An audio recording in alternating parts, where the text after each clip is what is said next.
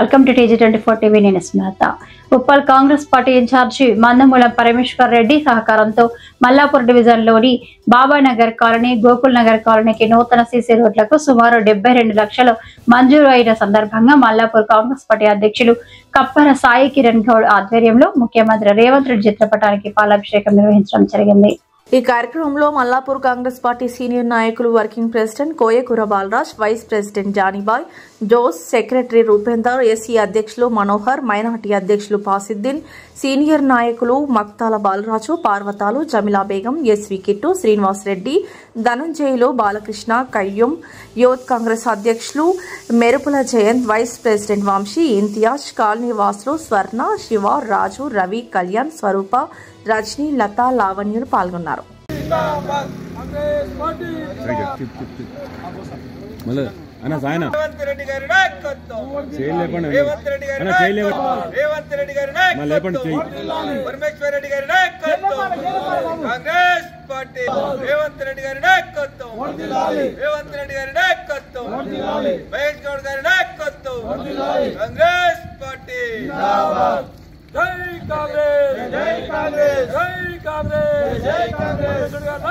మాకు మట్టి రోడ్లే ఉండే 20 ఏళ్ళ నుంచి కాంగ్రెస్ పార్టీ హయాంలో రోడ్లు శాంక్షన్ అయింది కాబట్టి మేము చాలా సంతోషపడుతున్నాము రోడ్లు వచ్చినందుకు. నా పేరు స్వరూప. బాబానగర్లో 72 లక్షలతోటి ఈరోజు మరి సీసీ రోడ్డు ఏదైతే శాంక్షన్ చేయడం జరిగింది.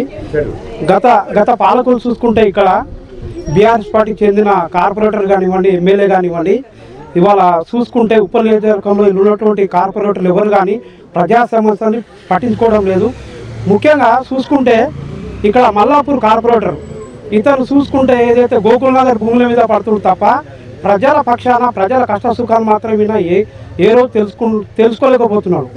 మేము ఇక్కడ చూసుకుంటే మరి మా కాంగ్రెస్ ప్రభుత్వం వచ్చి 2 సంవత్సరాలు పూర్తవుతుంది. మరి దాని లెక్కలకు చూసుకుంటే ఇవాళ మల్లాపూర్ డివిజన్ని మరి కొన్ని కోట్ల రూపాయల నిధులు తీసుకొచ్చి మరి మల్లాపూర్ డివిజన్ని ప్రగతి పదంలో తీసుకెళ్తున్నాం. అది పరమేశ్వర్ రెడ్డి అన్న కానీ ఆధ్వర్యంలో కయ్యూమ. మల్లాపూర్ డివిజన్లోని బాబానగర్కి అలాగే గోకుల్ నగర్కి సంబంధిత రోడ్లు కొంతకాలంగా ఇప్పటి వరకు 10 సంవత్సరాలైనా కానీ మట్టి రోడ్లోనే ఇంకా తిరుగుతున్న ప్రజలకి ఈరోజు ప్రభుత్వం వచ్చిన వెంటనే ఏదైతే మట్టి రోడ్లు నివసిస్తున్న ప్రజలందరికీ నూతన రోడ్లు వేయడం జరుగుతుంది. ఇవాళ గోకుల్ నగర్ కావచ్చు, బాబానగర్ కావచ్చు, సుమారు 72 లక్షలతో నూతన రోడ్లు మంజూరై కాలనీకి అందించడం జరుగుతుంది. ఇలా గత ప్రభుత్వం చూసుకుంటే మీరు ఒకసారి వేరే కాలనీ వాళ్ళు కూడా అర్థం చేసుకోండి. ఇప్పటికీ వరకు కూడా కాలనీలలో రోడ్లు లేని పరిస్థితి, డ్రైనేజీ లేని పరిస్థితి.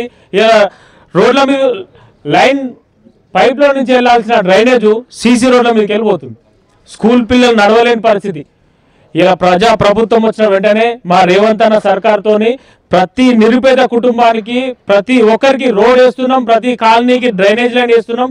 కాలనీకి చెప్పుకుంటూ ఎన్ని లక్షలతో అయితే అన్ని లక్షలతో పాటు వాళ్ళ సమస్య తీర్చుకుంటూ ముందుకు పోతున్నాం. దీన్ని దృష్టిలో తీసుకుంటే ఇలా గత నాయకులని మేము మాట్లాడదలుచుకోవాలి. ఇక మాట్లాడుకుంటే వేస్ట్, మాట్లాడి ఆల్రెడీ అయిపోయింది. హాయ్ అండి, నేను మీ Satyasri. Please do subscribe TG24 TV.